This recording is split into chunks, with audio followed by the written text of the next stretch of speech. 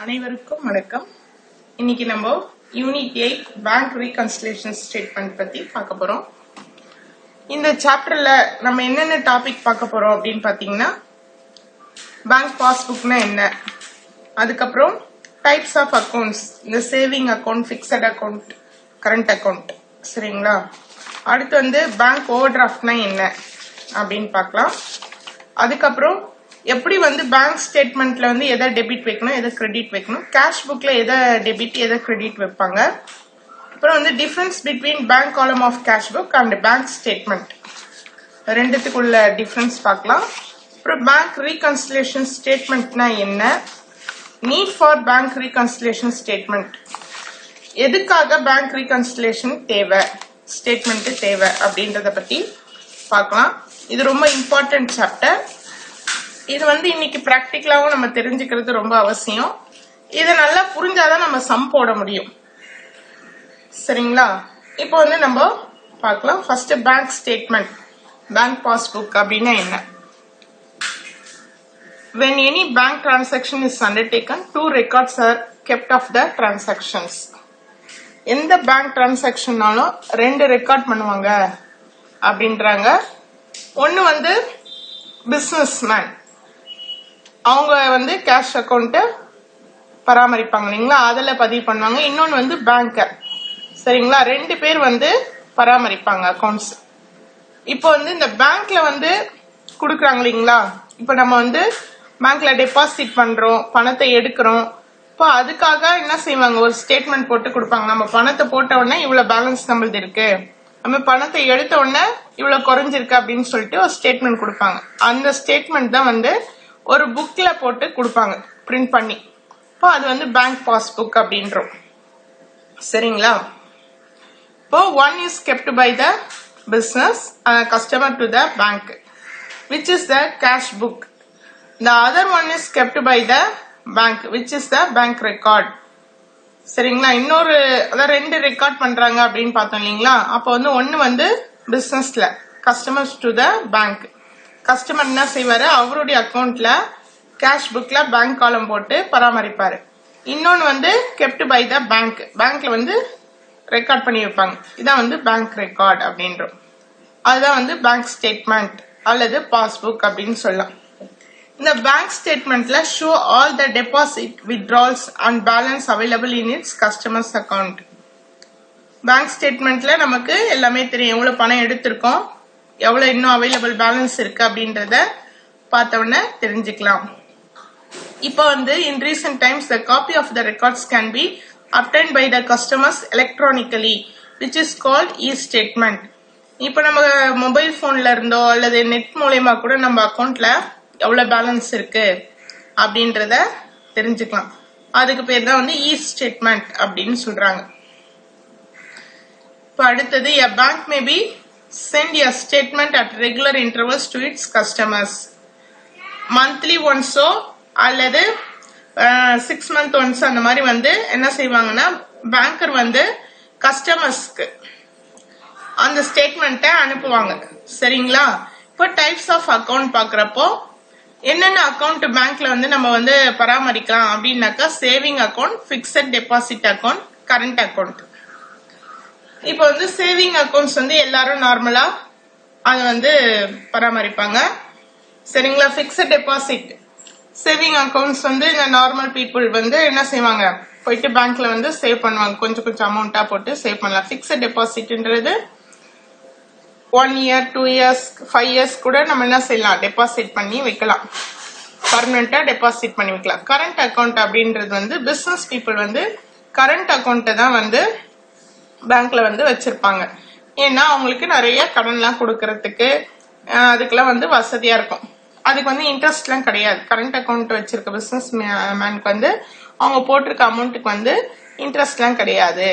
இப்போ current account is the most suitable for the business concern. நமக்கு இப்படி கூட ஒன் வேர்ட்ல கேட்கலாம், எந்த கன்சர்னுக்கு கரண்ட் அக்கௌண்ட் யூஸ்ஃபுல்லா இருக்கும் அப்படின்னா பிசினஸ் கன்சர்னுக்கு. அப்புறம் வந்து இவங்களுக்கு தான் வந்து பேங்க் ஓவர் டிராஃப்ட் ஃபெசிலிட்டி இருக்கு. The facility of bank overdraft is available only current account. யார் கரண்ட் அக்கௌண்ட்டை மெயின்டைன் பண்றாங்களோ அவங்களுக்கு இந்த பேங்க் ஓவர் டிராஃப்ட் ஃபெசிலிட்டி இருக்கு. என்ன பேங்க் ஓவர் டிராஃப்ட்னா என்ன அப்படின்னு நம்ம தெரிஞ்சுப்போம். அப்படின்னா இப்போ வந்து நம்ம இந்த பிசினஸ் மேன் வந்து அவருடைய அக்கௌண்ட்ல வந்து 50,000 அமௌண்ட் வச்சிருக்காரு. அவருக்கு வந்து அதை விட அதிகமா இன்னும் பணம் தேவைப்படுது, 75,000 தேவைப்படுது. அப்போ அவர் என்ன செய்யலாம், அவருடைய அக்கௌண்ட்ல இருந்து அவருடைய அமௌண்ட் 50,000 பிளஸ் பேங்க்ல இருந்து லோன் மாதிரி என்ன செய்யறாரு, இன்னும் ஒரு 25,000 எடுத்துக்கலாம். அதுக்கு போய் பர்மிஷன் கேட்கணும் அப்படிலாம் ஒன்னும் அவசியம் இல்லை. அவர் அக்கௌண்ட்ல இருந்து எக்ஸ்ட்ரா அவரு பணம் எடுக்கலாம். அதுக்கு பேரு தான் வந்து பேங்க் ஓவர் டிராஃப்ட். அவருடைய அக்கௌண்ட்ல பணம் கம்மியா இருக்கு, அவர் வந்து கடன் வாங்குறாரு பேங்க்ல இருந்து. அந்த கடனை வந்து 3 மந்த்துக்குள்ள அவர் வந்து கொடுத்தணும். அதுக்கு இன்ட்ரெஸ்ட் இருக்கு. அவருடைய 50,000க்கு இன்ட்ரெஸ்ட் கிடையாது, ஆனா பேங்க்ல இருந்து எடுக்கிறாரு இல்லைங்களா ஓவரா, அதுக்கு அந்த அமௌண்ட்டுக்கு வந்து இன்ட்ரெஸ்ட் பே பண்ணணும். அதனாலதான் பேங்க் ஓவர் டிராஃப்ட். அவருடைய பேலன்ஸை விட அதிகமா அவர் வந்து பணம் எடுக்கிறார். சரிங்களா, இப்போ என்னன்னு பார்க்கலாம். பேங்க் ஓவர் டிராஃப்ட்னா என்ன? When the business is not having sufficient money in its account, it can borrow money from the bank. என்ன பண்றாரு, அவருடைய பிசினஸ்ல அவருடைய அக்கௌண்ட்ல வந்து போதுமான பணம் இல்ல, sufficient money in its accountல. சரிங்களா, it can borrow money from the bank.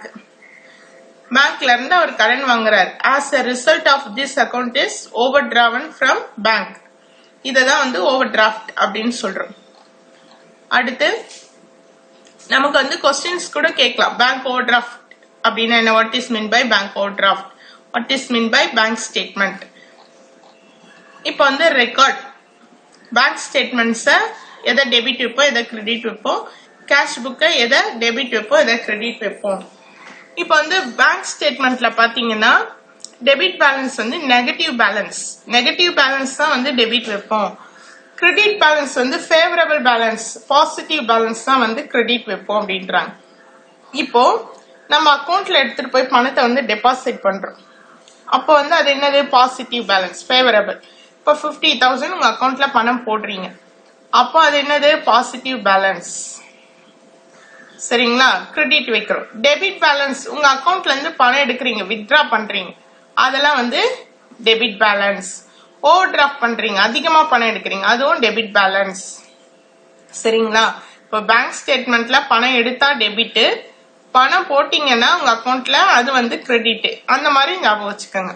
அடுத்து கேஷ் புக்ல பாத்தீங்கன்னா ஃபேவரபிள் பேலன்ஸ் வந்து பாசிட்டிவ், டெபிட்ல வந்து பாசிட்டிவ். நமக்கு வந்து கேஷ் புக்ல பாத்திருப்பீங்க, கேஷ் உள்ள வந்துச்சுன்னா, இப்போ பிசினஸ்க்குள்ள பணம் உள்ள வருது. இப்போ வந்து கேபிட்டல் இன்வெஸ்ட் பண்றாரு பிசினஸ் மேன், இப்போ cash account data to bank, அப்போ கேஷ் பிசினஸ்க்குள்ள வரப்போ கேஷ் அக்கௌண்ட் டெபிட், அப்போ பாசிட்டிவ் பேலன்ஸ்.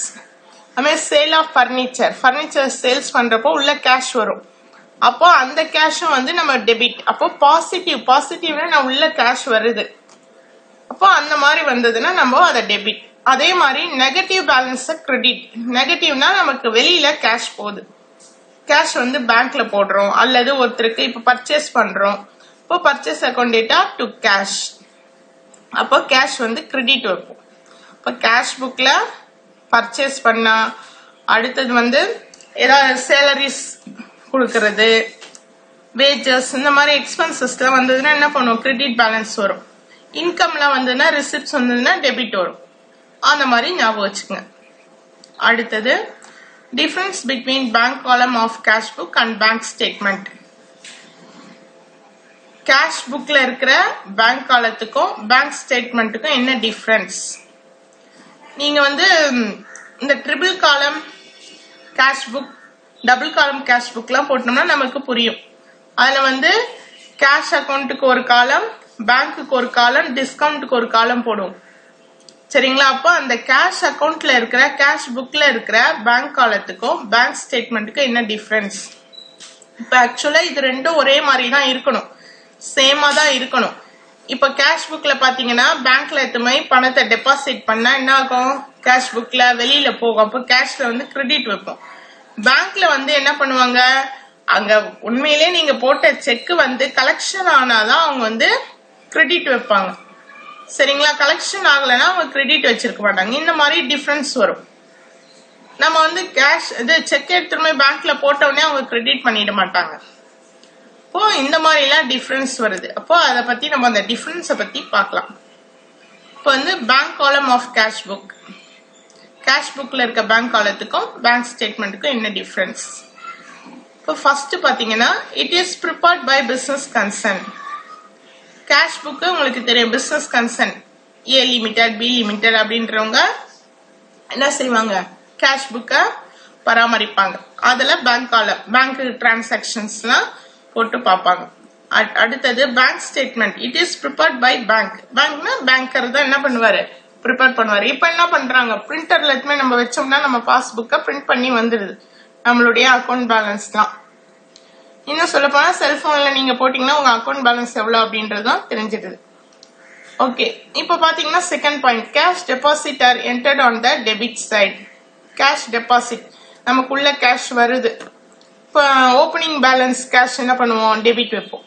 அதே மாதிரி சேல்ஸ் பண்றோம், அப்ப கேஷ் உள்ள வரும். பர்னிச்சர் சேல்ஸ் பண்றோம், அசெட்ஸ், அப்போ யாராவது பணம் கொடுக்கறாங்க, அப்போ நமக்கு உள்ள கேஷ் வர்றதுல என்ன பண்ணுவோம், கேஷ் புக்ல டெபிட் வைப்போம். அடுத்தது cash deposit are entered in the credit side. இப்போ பேங்க்ல எதுவுமே கேஷ் டெபாசிட் பண்றோம், அப்போ நம்ம அக்கௌண்ட்ல என்ன பண்ணுவாங்க, கிரெடிட் வைப்பாங்க. நம்ம அக்கௌண்ட்ல என்ன பண்ணுவாங்க, நீங்க பேங்க்ல வந்து டீலிங் இந்த போயிட்டு வர்றது நல்லா இந்த பேங்க் அக்கௌண்ட் வந்து வச்சிருந்தீங்கன்னா உங்களுக்கு இதெல்லாம் நல்லா புரியும். அடுத்து தேர்ட் பாயிண்ட் பாத்தீங்கன்னா cash withdrawal are entered on the credit side. இப்போ பணம் எடுக்கிறோம், நம்ம பிசினஸ்ல இருந்து பணம் எடுத்து பர்ச்சேஸ் பண்ற பொருளை இப்போ பர்ச்சேஸ்க்காக எக்ஸ்பென்ஸ் பண்றீங்க, அப்ப என்ன பண்ணுவோம், கிரெடிட்ல வந்துடும். அடுத்து cash withdrawal are entered in the debit side.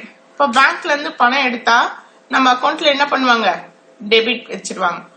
இப்போ உங்களுக்கு ஏதாவது இப்போ மெசேஜ் கூட உடனே வரும், நீங்க உங்க அக்கௌண்ட்ல இருந்து ஏடிஎம்ல பணம் எடுத்தீங்கன்னா டெபிட்டட் ₹5,000. அப்போ என்ன பண்றாங்க, இதுக்கு ஆப்போசிட், நம்ம கேஷ் புக்குக்கும் பேங்க் ஸ்டேட்மெண்ட்டுக்கும் ஆப்போசிட்டா இருக்கும். அடுத்தது it is balanced at the end of the specific period. இது வந்து ஒவ்வொரு மாச கடைசியில தான் இதனுடைய பேலன்ஸ் என்ன, அல்லது இயர்லி, அப்பதான் நம்ம வந்து இதனுடைய பேலன்ஸை தெரிஞ்சுக்க முடியும், கேஷ் பேலன்ஸ் எவ்வளவு இருக்கு அப்படின்னு. It is balanced after each transaction. ஒவ்வொரு டிரான்சாக்ஷனுக்குமே நமக்கு பேலன்ஸ் இருக்கும். இப்போ பாத்தீங்கன்னா நீங்க பணத்தை டெபாசிட் பண்ணீங்கன்னா இப்போ 50,000 டெபாசிட் பண்றீங்க, இதுக்கு முன்னாடி 1 lakh இருக்கு, இப்போ உடனே உங்களுடைய பேலன்ஸ் 1,50,000 அப்படின்னு காட்டும்.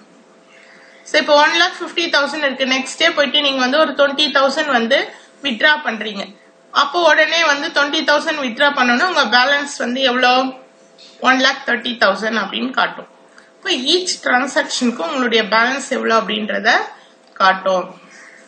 Cheque issued are credited on the day of issue of cheque. நம்ம வந்து செக்கை இஷ்யூ பண்ண உடனே என்ன செய்யறோம், பேங்க் பணம் கொடுத்தா மாதிரி என்டர் பண்ணிடும். இப்போ வந்து பொருளை வந்து பர்ச்சேஸ் பண்றோம், அதுக்கு செக்கை இஷ்யூ பண்ணி பர்ச்சேஸ் பண்றோம் வச்சுக்கோங்க.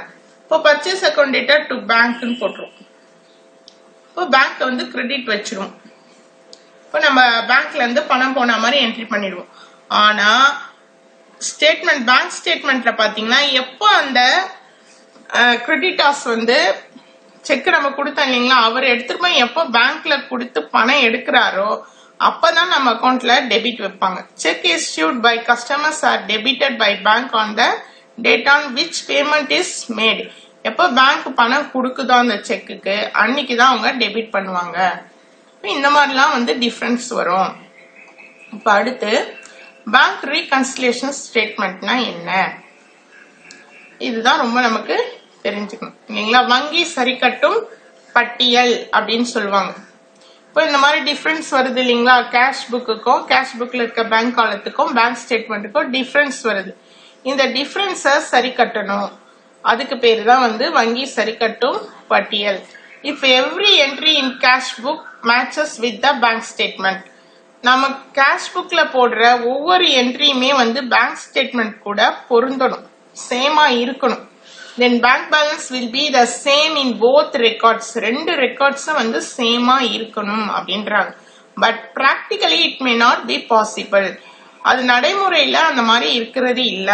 When the balance do not agree with each other, ரெண்டு பேலன்ஸும் வேற வேற காட்டுது.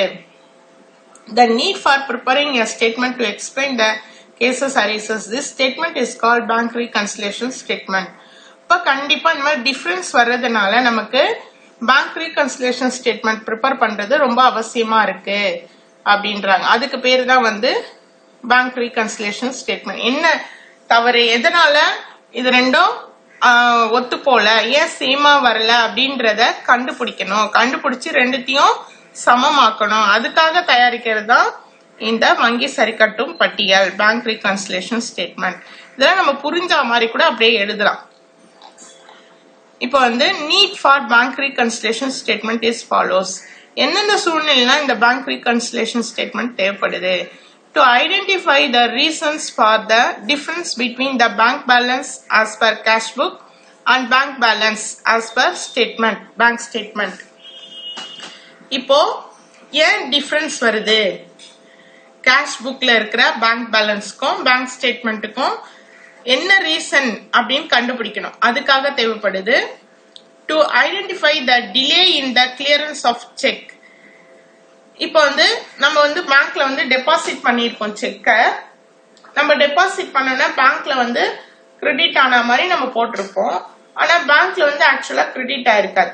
அப்ப ஏன் டிலே ஆச்சு அப்படின்னு கண்டுபிடிக்கிறதுக்கும் இந்த பேங்க் ஸ்டேட்மெண்ட் தேவைப்படுது, பேங்க் ரீகன்சிலேஷன் ஸ்டேட்மெண்ட்.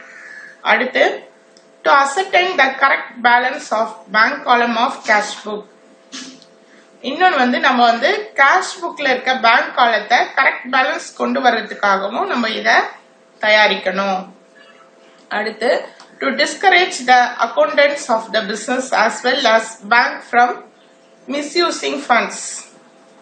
இந்த அக்கௌண்ட்ஸ் பராமரிக்கிறவங்க ஏதாவது மிஸ்யூஸ் பண்ணாலும் அதை தவிர்க்கிறதுக்காகவும் இதை நம்ம வந்து கரெக்டா அப்படின்னு பேங்க் ஸ்டேட்மெண்ட்டையும் கேஷ் புக்ல இருக்கிற பேங்க் காலத்தையும் நம்ம செக் பண்ணணும்.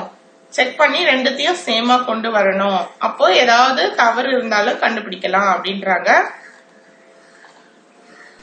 நன்றி, வணக்கம்.